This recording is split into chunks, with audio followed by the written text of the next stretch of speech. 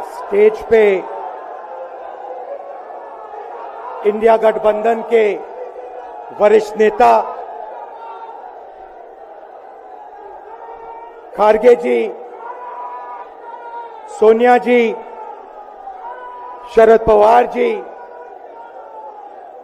भगवंत मान जी, चंपा सोरेन जी, अखिलेश यादव जी, तेजस्वी यादव जी, सीताराम येचुरी जी, फारूक अब्दुल्ला जी, डी राजा जी, भट्टाचार्य जी, महबूबा मुफ्ती जी, Derek O'Brien जी, कल्पना सोरेन जी, त्रिची सिल्वा जी, सुनीता केजरीवाल जी, देवराजा जी, तिरुतोल जी, खोरुम अनिस ओमर जी,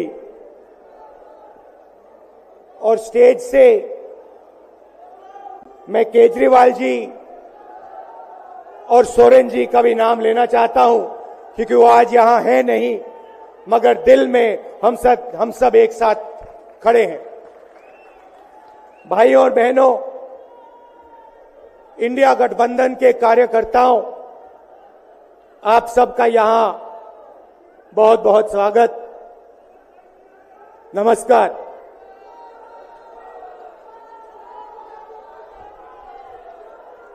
आजकल IPL के मैच चल रहे हैं, देखते हो आप लोग। मैच फिक्सिंग शब्द सुना है आपने? सुना है? जब बेईमानी से एम्पायर पर दबाव डालकर प्लेयर को खरीदकर कैप्टन को डराकर मैच जीता जाता है। क्रिकेट में उसको मैच फिक्सिंग कहा जाता है। हमारे सामने लोकसभा का चुनाव है। अंपायर किसने चुने? नरेंद्र मोदी ने। हमारी टीम में से मैच शुरू होने से पहले 2 खिलाड़ियों को अरेस्ट करके अंदर कर दिया। तो भाइयों और बहनों, ये जो चुनाव हो रहा है, नरेंद्र मोदी जी इस चुनाव में मैच फिक्सिंग करने की कोशिश कर रहे हैं। ये जो उनका 400 सीट का नारा है, ये बिना ईवीएम के, बिना मैच फिक्सिंग के, बिना सोशल मीडिया और प्रेस पर दबाव डालकर खरीदकर, ये 180 पार नहीं होने जा रहा है। सब मिलाकर आप देखिए, कांग्रेस पार्टी विपक्ष की सबसे बड़ी पार्टी है। हमारे सारे के सारे बैंक अकाउंट बंद कर दिए गए हैं। चुनाव के बीच में देश की सबसे बड़ी ऑपोजिशन की पार्टी के सारे अकाउंट बंद कर दिए। हमें कैंपेन चलाना है, हमें लोगों को प्रदेशों में भेजना है, पोस्टर लगवाने हैं। सारा का सारा जो हमारे रिसोर्सेज हैं, बैंक अकाउंट बंद कर दिए गए। तो ये कैसा चुनाव हो रहा है? नेताओं को धमकाया जाता है, पैसे देकर सरकारों को गिराया जाता है, नेताओं को जेल में डाला जाता है। केजरीवाल जी को, सोरेन जी को ये पूरी की पूरी मैच फिक्सिंग करने की कोशिश की जा रही है। और ये मैच फिक्सिंग सिर्फ नरेंद्र मोदी नहीं कर रहे हैं। ये मैच फिक्सिंग नरेंद्र मोदी और हिंदुस्तान के 3-4 सबसे बड़े अरबपति मिलकर कर रहे हैं। यह सच्चाई है। और यह मैच फिक्सिंग क्यों हो रही है? भाइयों और बहनों, इसका सिर्फ एक लक्ष्य है कि हिंदुस्तान का संविधान, जिसने इस देश के गरीब लोगों को भविष्य दिया, सपने देखने का हक दिया, उस संविधान को हिंदुस्तान के गरीब जनता से के हाथ से छीनने के लिए यह मैच फिक्सिंग की जा रही है। और मैं आपको बताना चाहता हूं कि जिस दिन यह संविधान खत्म हो गया, उस दिन यह हिंदुस्तान नहीं बचेगा। इसको पुलिस से, धमकी से नहीं चलाया जा सकता है। यह जो संविधान है, हिंदुस्तान की जनता की आवाज है, हिंदुस्तान के दिल की धड़कन है। इसको जिस दिन खत्म कर दिया गया, उस दिन यहां पे हिंदुस्तान नहीं बचेगा। अलग अलग स्टेट हो जाएंगे, हिंदुस्तान नहीं बचेगा। यही इनका लक्ष्य है।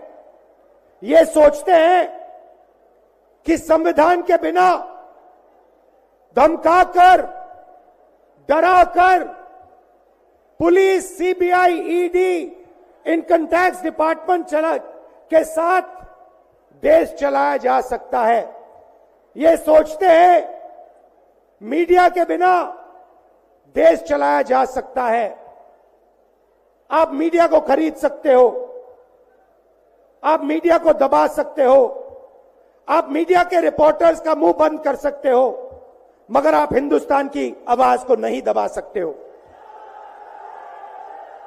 इस आवाज को कोई नहीं दबा सकता।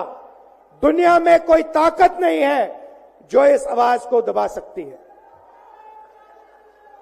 भाइयों और बहनों, बीजेपी के एमपी ने कहा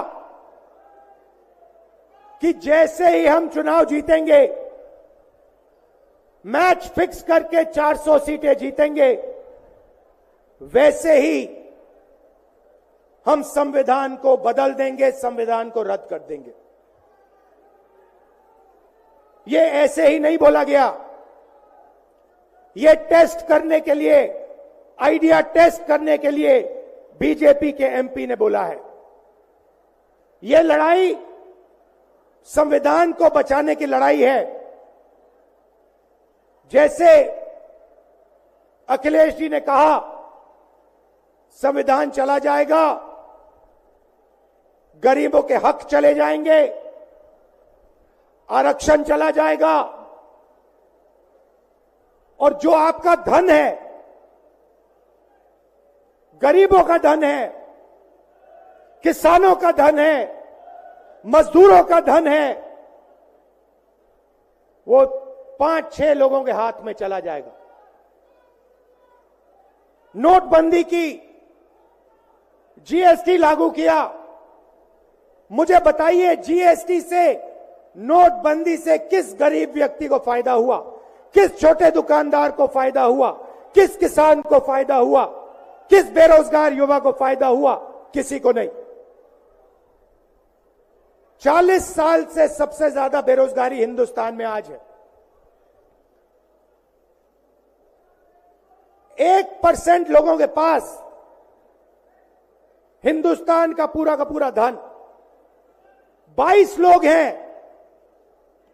जितना धन उतने उनके हाथ में है, उतना ही धन 70 करोड़ लोगों के हाथ में है। ये संविधान को क्यों मिटाना चाहते हैं? क्योंकि आपका धन जो है आपसे छीनना चाहते हैं। मैंने जाति जनगणना की बात की, किसानों के एमएसपी की बात की, युवाओं को रोजगार देने की बात की। यही देश के सामने सबसे बड़े मुद्दे हैं। मगर एक बात याद रखिए, अगर आप लोगों ने पूरे दम से वोट नहीं दिया तो इनकी मैच फिक्सिंग कामयाब हो जाएगी। यह आप भूलिए मत।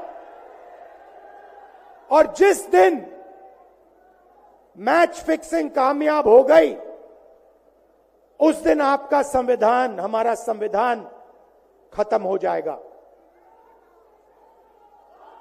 जिस दिन संविधान खत्म हो गया, उस दिन हिंदुस्तान के दिल पर एक बहुत बड़ी चोट लगेगी। तो ये जो चुनाव है, ये चुनाव कोई मामूली चुनाव नहीं है।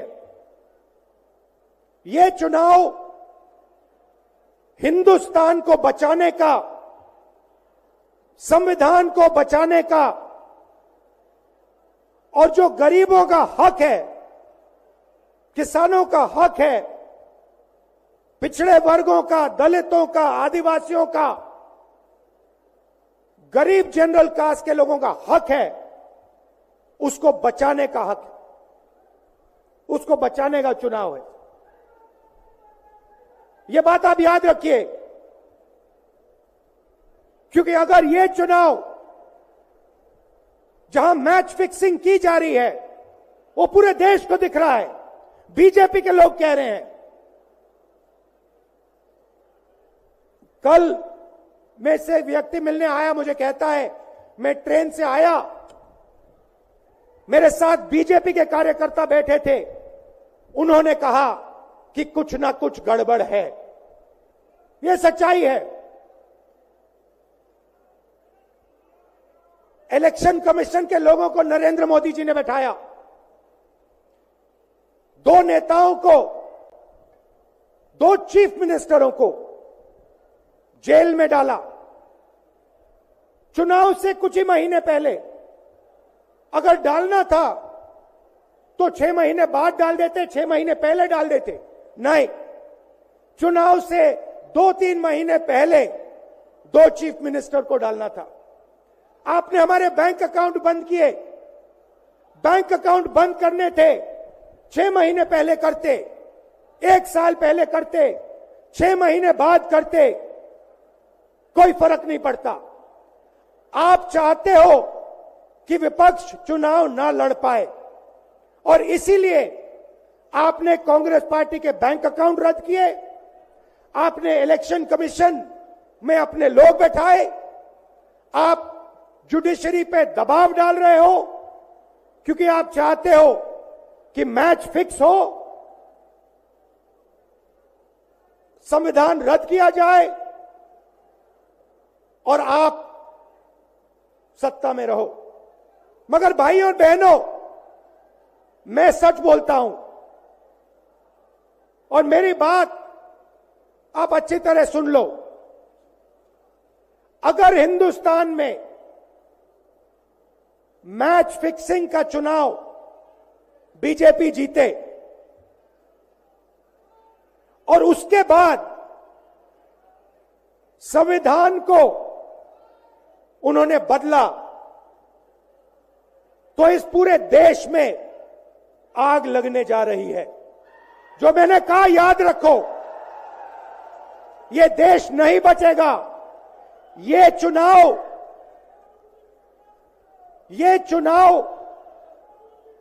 वोट वाला चुनाव नहीं है। ये चुनाव हिंदुस्तान को बचाने वाला चुनाव है, संविधान की रक्षा वाला चुनाव है। धन्यवाद। जय हिंद। देश दुनिया की हर खबर सबसे पहले देखने के लिए फॉलो करें Dainik Savera TV, YouTube, Facebook, Instagram, X और व्हाट्सएप चैनल पर।